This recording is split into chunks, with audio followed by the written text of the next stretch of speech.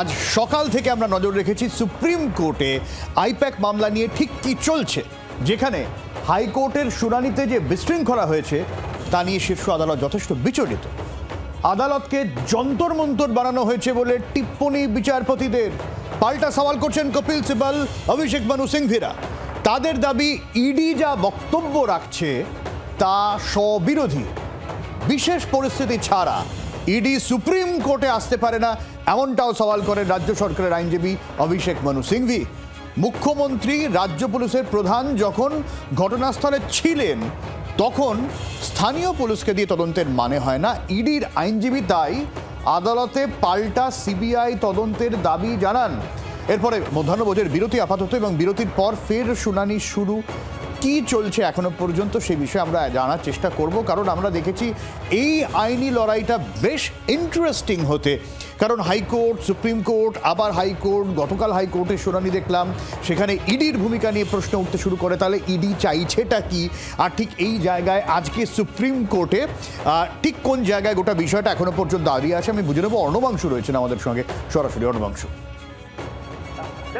যেটা হচ্ছে যে আজকে যদি ইডির মামলা সূত্র ধরে বলা যায়, তাহলে কিন্তু ইডি প্রথম থেকেই টার্গেট করেছিল পুলিশের ভূমিকা নিয়ে, যে কারণে তারা প্রেয়ার করেছিল এটা যে সুপ্রিম কোর্ট সংশ্লিষ্ট দপ্তরকে নির্দেশ দিক যে সমস্ত পুলিশ অফিসার তারা সেখানে গিয়েছিলেন এবং রাজনৈতিক দলের সঙ্গে নিজেদের পোশাক পরে মিলিয়ে ফেলেছে, তাদের বিরুদ্ধে প্রয়োজনীয় পদক্ষেপ নিক, তা না হলে দৃষ্টান্তমূলক শাস্তি হবে না এবং সমাজের কাছে বার্তা যাবে না। এক দ্বিতীয়ত, তারা আজকে সুপ্রিম কোর্ট দেখতে চাইলো যে ছবিগুলি, অর্থাৎ যে অ্যালিগেশন ইডি তারা করছে যে মুখ্যমন্ত্রী মমতা বন্দ্যোপাধ্যায় এবং পুলিশ তারা সমস্ত ডকুমেন্ট এবং ডিজিটাল ডকুমেন্ট তারা নিয়ে এসেছে, তার কিছু ক্লিপিং ছবি তারা অ্যাটাচ করেছে।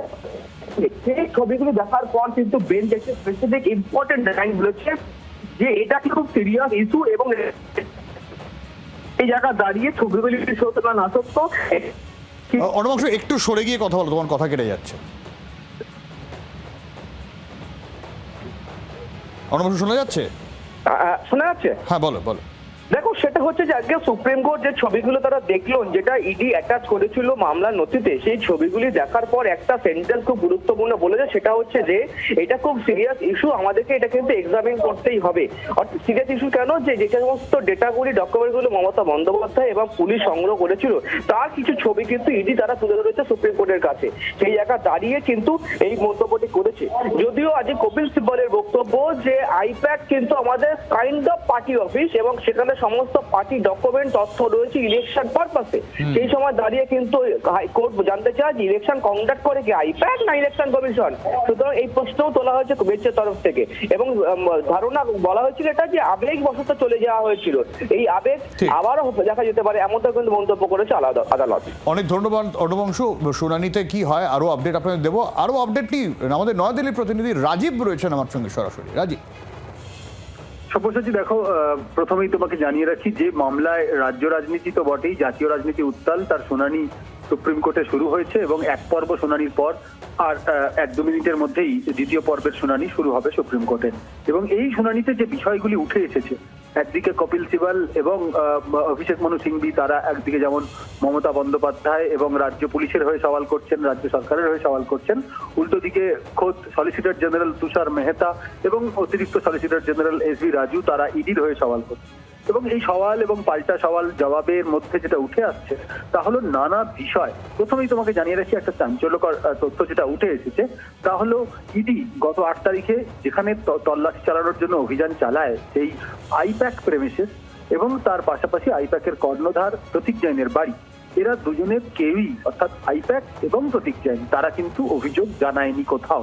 অর্থাৎ যেখানে অভিযান চলেছে তারা অভিযোগ কোথাও জানায়নি, উল্টে সেখানে অভিযোগ জানিয়েছেন মমতা বন্দ্যোপাধ্যায়, রাজ্য পুলিশের আধিকারিকরা এবং আরো কয়েকটি অভিযোগ সেখানে জমা পড়েছে। আর ইডির তরফ থেকে ইডি অভিযোগ জানিয়েছে এবং সেখানে অভিযোগ মারাত্মক, যে ফাইল চুরি করে নেওয়া হয়েছে। এবং আজকে সুপ্রিম কোর্টে দাঁড়িয়ে অতিরিক্ত সলিসিটর জেনারেল বললেন যে এটাকে চুরি বলা উচিত নয়, ডাকাতি বলা উচিত, কারণ পুলিশের হাতে অস্ত্র ছিল। অর্থাৎ এই মারাত্মক অভিযোগ, এবং সেখানে তৃণমূল নেত্রী বা রাজ্যের মুখ্যমন্ত্রী মমতা বন্দ্যোপাধ্যায়কে অভিযুক্ত করা হচ্ছে।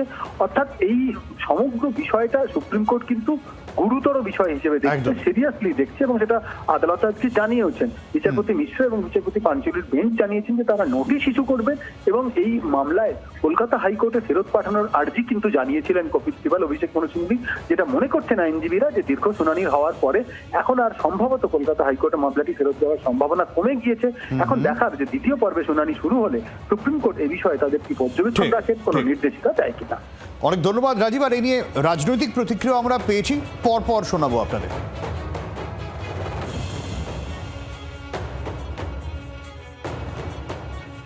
সে তো তৃণমূলের তার ট্র্যাক রেকর্ড ধরে রেখেছে, যখনই কোর্টে যাচ্ছে নন্দলাল হয়ে তো চলে আসে দুই গালে থাপ্পড়কে।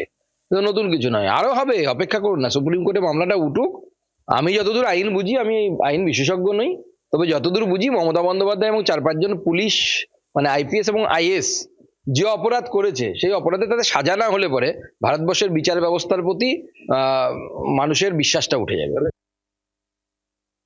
অনেক রকম রহস্য রোমাঞ্চ সিরিজের কল্পনা প্রসূত জায়গা করা যায়। সুপ্রিম কোর্ট চলে আইনের ওপরে। তুষার মেহতা শুধু শুধু কল্পনার জাল বুনে একটা চিত্রনাট্য কেন সামনে রাখছেন? তাকে তো উত্তর, তিনি তো বললেন না এটা। উনি বললেন না যে আজকে 2026 পর্যন্ত 4 বছর কিসের জন্য অপেক্ষা, এবং 2026 ঘটনাক্রমে ইলেকশন ইয়ার, আর ঘটনাক্রমে ওই প্রতীক জৈন এবং তার অফিস তৃণমূল কংগ্রেসের পরামর্শদাতা হিসেবে তাদের কাছে সব তৃণমূল কংগ্রেসের ডেটা, স্ট্র্যাটেজি সবকিছু আছে। তাহলে কি এটা কোইন্সিডেন্স? বাংলার আওয়াজ, বাঙালির আবেগ, জি 24 ঘন্টা।